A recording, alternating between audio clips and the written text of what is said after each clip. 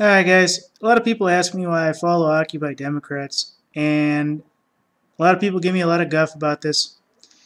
And it's just like following the Anonymous, following various other stuff. Not every single group gives the same stories, and this one's actually quite good.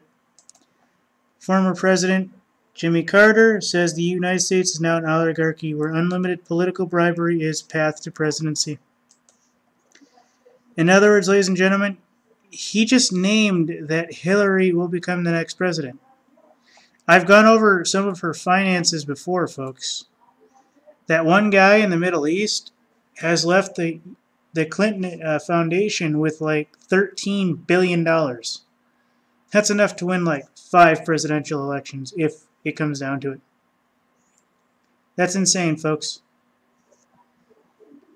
Now, I'm sure on the books the money was like $128 million, but off the books, telling you folks, it's huge. More and more public figures are beginning to speak out against the unparalleled dark money in modern American politics, and people beginning to recognize that the democracy that our nation was founded on is withering away under corruption influence of capitalistic excess. Former President Jimmy Carter spoke on Tom Hartman on his radio show recently and had some very sharp criticisms of the present status quo of American politics. It's coming from Hartman. Our Supreme Court has now become an unlimited money in politics. It seems a violation of principles of democracy. President Carter, it violates the essence of what made America the greatest country in a greatest political system. Now it's an oligarchy with unlimited political bribery being the essence of getting the nomination for president or elected president. Same thing applies to governors, United States statesmen, congressmen. Now we've seen a complete subversion of our political system as a payoff to major contributors who want and expect to get favors for them after election is over. Sorry, that's my stomach. I can't help that. I don't have a colon. It's a sad commentary on things, says Hartman. It's going to take political movement to change things, isn't it, President Carter? It's going to take a set of horrible, disgraceful series of acts in our country that turn the public against it. Maybe even Congress and the Supreme Court, that would be the main thing.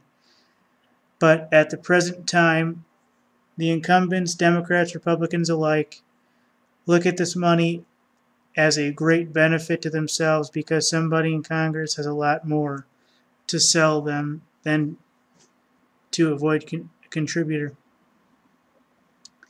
He's absolutely right, and it's time everybody finally accepts what was determined to be the Princeton University study. America is no longer a representative democracy, but an oligarchy defined by Wehrman Webster as follows. Government by the few. 2. A government in which a small group exercises control, especially for corrupt and selfish purposes. Also, a group exercising such control, our proud republic has fallen into the grasping clutches of David and Charles Koch, Sheldon Anderson, Norman Brock. Okay, I'm not going to read all these names because I don't know who half these people are. And all the other billionaires throwing their money around, buying themselves candidates for congressmen, electing Bernie Sanders or another progressive candidate would be a step in the right direction. But it would take much more to unravel the Wall Street, Washington power structure that has been entrenched over the past 50 years. And look at this. I'm not even going to play this. Why is a terrorist cop still on the job? I mean, it's getting to a point, folks, where it's going to have to be broken down. I mean, this is coming from Occupy Democrats. You know, some of these things are pro-Obama. Some of these things are pro-right-wing, pro-left-wing. I don't necessarily follow the Facebook or the Twitter accounts of any of these, but I do read throughout for different articles and everything. And I know I've been hearing a lot about the U.S. becoming an oligarchy, and that's exactly what it's become. Under the NWO standard of living, it is exactly that. I mean, right here. I mean, a former United States president, folks, is called the United States an oligarchy. There is absolutely